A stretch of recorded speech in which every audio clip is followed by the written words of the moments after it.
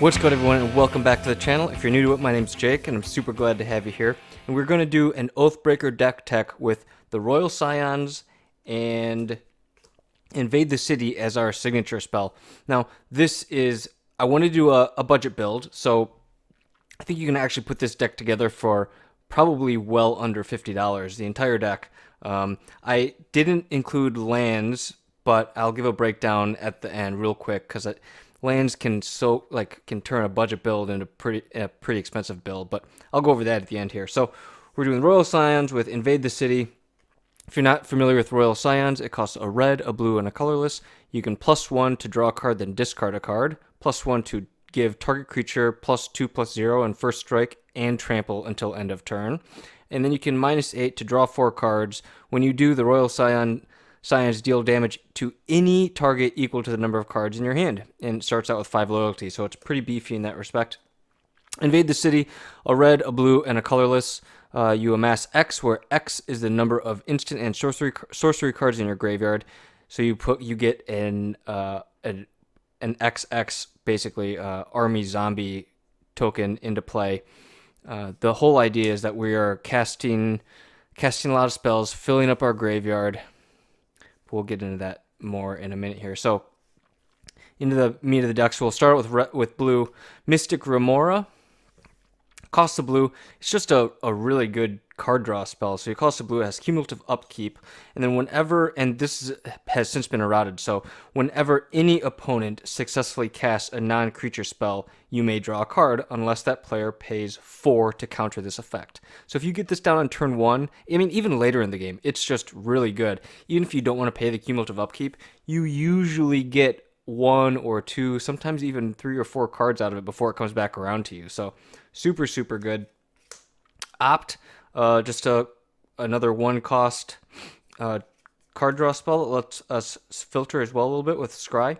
Frantic Search, a blue and 2 colorless. Draw 2 cards, discard 2 cards, untap 3 lands. It's basically free once we get 3 lands in play.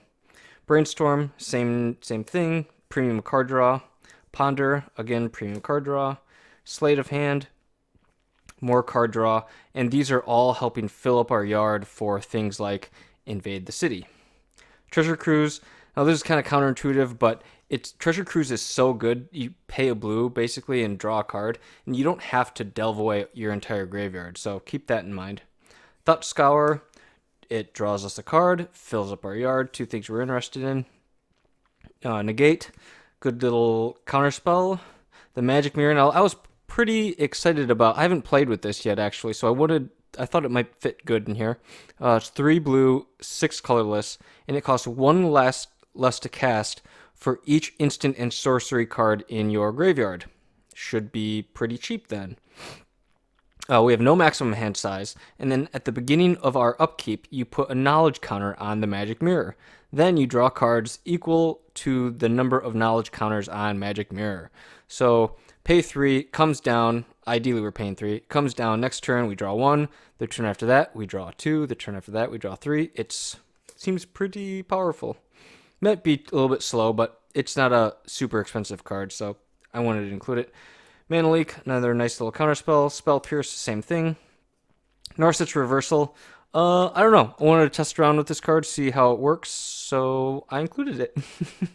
Museum Skin, I think this is a really good include because it helps protect some of the creatures that we're going to be interested in keeping around for as long as possible. It gives a creature +0/+1 and hexproof until end of turn, and then we can cast the Overload to give all creatures we control +0/+1, and we're not so concerned about the +0/+1, but the hexproof is what we're really interested in if our opponents start trying to use spot removal. Terramander, again with the number of instant sorcery cards in our graveyard, we should be able to get that online pretty reliably. Talrand Sky Summoner, 2 blue, 2 colorless. Every time we cast an instant or sorcery spell, we get a 2/2 blue Drake with flying in play. Seems pretty good since I think we were running like 22 instants and sorceries. Risk Factor, I feel like in Oathbreaker, life totals are pretty low and decks are moving pretty quickly, that there's a good chance that later in the game you'll get this to fire off. Obviously, you're going to target the opponent that has the lowest life total, and they might not be interested in going from 8 to 4 or 10 to 6 or 4 to dead. And then you get to draw 3 cards out of it, so pretty good. A Braid, some direct damage, and artifact removal. Again, Lightning Bolt, some direct damage. Faithless Looting kind of lets us filter again and fill up our yard. Same with Lava Spike. Lava Spike, while not an instant, the Planeswalker line of text on this is very relevant since we're playing Oathbreaker. Thermal Alchemist, super good, right? Because we are pinging every time we're casting an instant or sorcery spell. Young Pyromancer, same deal. We're casting a ton of instant and sorcery spells, so hopefully we're getting a bunch of 1/1s out of that. Firebrand Archer, same. It's more redundancy. Same with Gutter Snipe. Electrostatic Field, again, more redundancy. Torbrand, I don't know. I was kind of on the fence about including Torbrand because he's 3 red and a colorless, and it's not really a budget card, but he's also not super expensive. And if we get like Torbrand and an Electrostatic Field on the board, it's lightning bolting every time. Every time we cast an instant or sorcery spell. It was too good not to include. Saheeli, here again, more redundancy with getting some extra value out of casting instants and sorcery spells. Beacon Bolt, I don't know, red and blue don't have a ton of really good premium removal. Because we're going to have a number of instants and sorceries in our graveyard, the fact that we'll be able to pay 3 and pretty likely kill just about any creature that might be giving us problems on the board, and then we can use its jumpstart as well to use it again. Role Reversal, I don't know, I thought it might be interesting to include. We get to exchange control of 2 target permanents that share a permanent type. We're going to have things from like Young Pyromancer and Saheeli.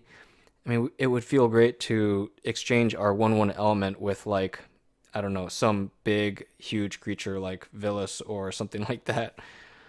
Is it Charm? It's just a super versatile card. I'm a big fan. Electrolyze, same thing. It kind of lets us ping, might let us get that last damage on a Planeswalker or the last couple of damage on a couple Planeswalkers, and it replaces itself. Enigma Drake. Here again, star 4, costs 3, and it has flying, so this could come down as a 3-drop, but be like, I don't know, 6/4, 7/4, something like that, flying. So pretty good. Crackling Drake, anyone that's played Standard in the last year should definitely know what this card's about. Again, X4, flying, and has power equals the number of instants and sorcery cards we own in exile and in our graveyard. And when it enters the battlefield, we draw a card, so it replaces itself. Woohoo! Spellheart Chimera, same thing as Enigma Drake, really, except Spellheart Chimera has Trample. And then Fevered Visions, I don't know, I was thinking that it would be fun to cast Fevered Visions, especially if Torbrand was on the board, and we start doing 4 to people that have more cards in their 4 more cards in their hand. And then what I did was, so that's 38 cards. So there's room for 22 land. The way I have it set up right now, if you were just to use basics, the way I would do it is I would probably put 12 islands and 10 mountains. And then if you wanted to do, like your steam vents or your volcanic islands or your fetches and things like that, I would try to replace those at like a 3 to 2 islands or mountains to islands. So for every 3 mountains you pull out to put in those red-blue duels, I'd pull out 2 islands. And that's because I think at the end you want to have more. I would want to have more basic islands than basic mountains, and still keep more blue sources than red sources. So that's the deck, guys. I hope you enjoyed it. Like I said, a little quick budget build. This deck should be super, super fun to play it. I can't wait to get a bunch of games under my belt with it, but it does all the things I really want to do. It burns people, it draws cards, it creates little tokens, kind of stalls the game out, holds a little bit of a control type aspect to it. But yeah, drawing cards and burning faces are 2 of my favorite things to do in Magic. So hope you guys enjoyed it. And as always, I greatly appreciate your support. So leaving a comment, liking, subscribing, all that stuff, you guys know the drill. And if you like this video, chances are you will like my other videos, so make sure you check them out.